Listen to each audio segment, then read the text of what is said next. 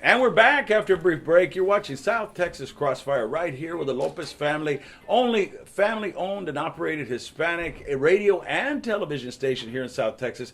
And special thanks to Carlos Lopez and his dad, Don Humberto Lozano Lopez, who passed away. But he's honored, he's venerated, he's never forgotten. And we're here bringing on candidates, bringing on people that care about the community, activists, people that are making a difference, that have come back, that have gone and come back. South Texas kind of sticks to you, grows on you. And one of these people is a good friend of mine, a great lawyer, and he and his wife both are, and they're part of this community. He's running for the 105th District Court, and he wants your vote, and that's a good buddy of mine, Craig Henderson. Welcome, Craig. How are you? Joe, thanks for having me. I appreciate it. Thanks, man. And you look just like your pictures. There's no false advertising. I've seen your campaign.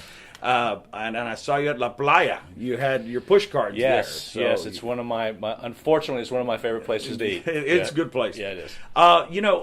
What made you run for judge? I know that you had told me a couple of years back that you wanted to serve, but now 25 years into your career, what has made you want to serve on the bench? Well, and Joe, you and I have talked about it over the years. It's always been something that I've wanted to do.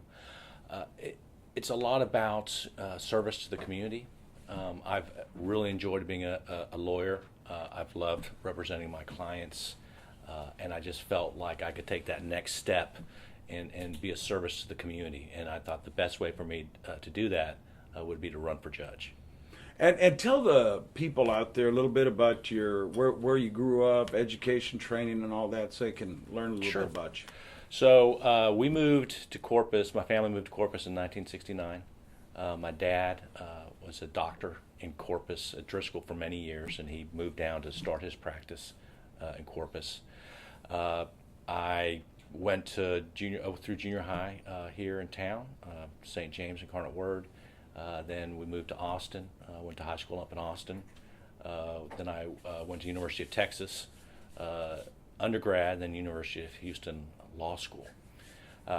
My practice started in Houston. My first 6 years of practice was in Houston. And then my wife and I were blessed to have triplets. And we decided, boy, it'd be good to get home to some family. So we, in 1998, moved back to Corpus. And I've been practicing in Corpus since 1998. Triplets and 1+, right? Triplets and 1+, that's correct. So that's right. The triplets are sophomores in college right now. Wow. Yeah. How's that tuition? Oh, yikes. Or did you do that Texas tomorrow? So, yeah, we did. Oh, thank God. Well, the good news is my wife is amazingly organized, and so she knew very early we better start saving.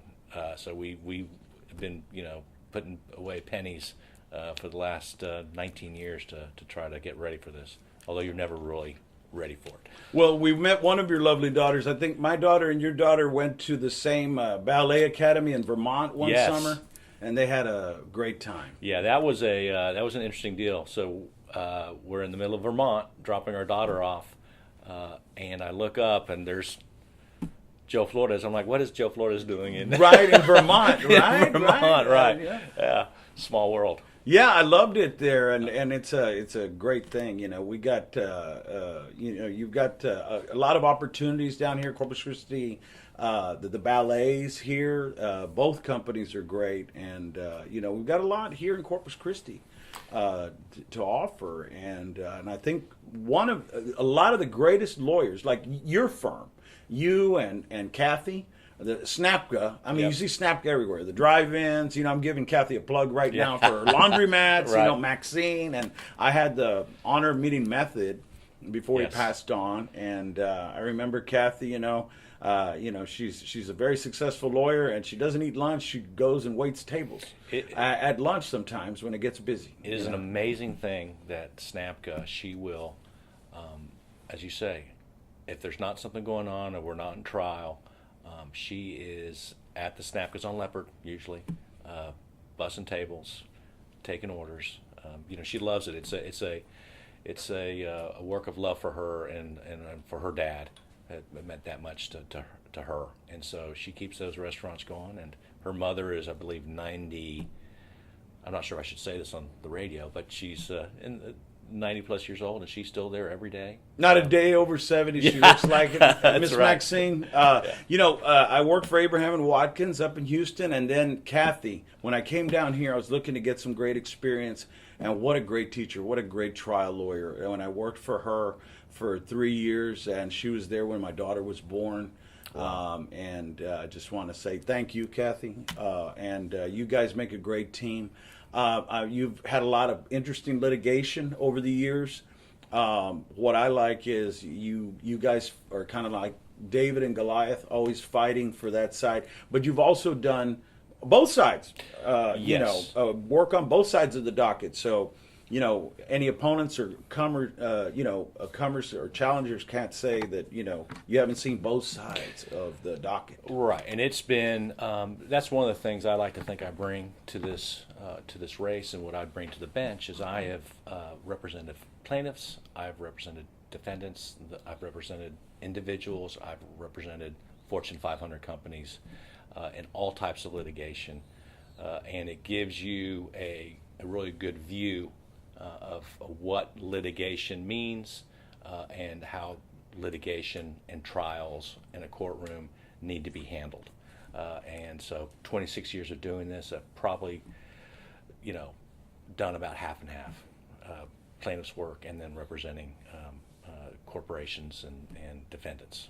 And we've got like 3-4 minutes, into our interview left. But I think the things when we knock on doors, I like to blog walk and block walk, and that way we can put it on LinkedIn. You can use it for whatever you want for for people to learn about you. You've got an incumbent you're going against, and that's always hard. But I don't know how many terms he's served. Is this his first term? This is his first term. Okay, so it's pretty much up for grabs, the election. As far as the numbers, it's anyone's race. And I think that you've been campaigning hard, but so we've got 190,000 plus registered voters. So let's go ahead and knock on that door. I open it. Yes, it's a Saturday, Sunday, and you've done plenty of block walking. What do you tell people, about yourself and why they should vote for you over, the incumbent? We talk a lot about experience and that how important experience is when you go onto a bench. And I think I bring a unique set of experiences to the court. I understand what it means to represent folks in litigation. And so when I hear arguments in a courtroom, it's not in a vacuum. I understand what it means, why these arguments are being made, why these issues are important. I was also a magistrate judge for 7 years, so I have criminal experience as well. So I have civil. That's right. Yeah. That's right. I forgot all about that. I was going to ask you that. What about criminal experience? Because you've done civil, both sides. So I forgot you were a judge. Yes. So I was a municipal court judge. I was actually a magistrate judge for 7 years for the city of Corpus Christi. And so I bring that background of understanding the criminal system, the beginning of cases. The magistrate judges are the folks who, as they come in the door, we're looking at the probable cause statements. We are signing warrants. And so I've been part of the criminal system as well. And so I do bring this wealth of 26 plus years of experience to the bench, understanding what makes a good judge, what makes not such a good judge, which is almost as important to know. And I'm a board certified lawyer. I am a member of the American Board of Trial Advocates, which means that I've sat for my exams, I take my exams, and I keep up all the time. And I've tried enough cases to be board certified, and then to be honored to be invited into that other group. So that's what I bring to the table. I think a different type of experience than the candidate who's there right now. Well, there's a lot of excitement going on about your campaign. I know a lot of lawyers are very excited, but not just them, the everyday folk, everybody who get up, brush their teeth in the morning, hit the base, they go work. Everybody is talking about Craig Henderson, your campaign. How do they get involved? What's the magic number or magic email or website that they can look to volunteer, ask for a sign, go block walk with you? So they can go on to Facebook, Craig for the 105th on Facebook, or they can just Facebook me, Craig Henderson. They can get in touch with me that way. They can get in touch with me through my office. The phone number is 888-7676. Those are probably the two best ways. They can email me as well at craiggenh@gmail.com.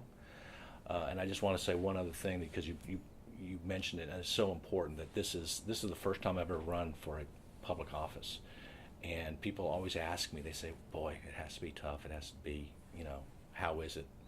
And a lot of it is tough, but the best stuff by far are the folks that you meet that you wouldn't have otherwise met. And there's great people out there, and it is exciting.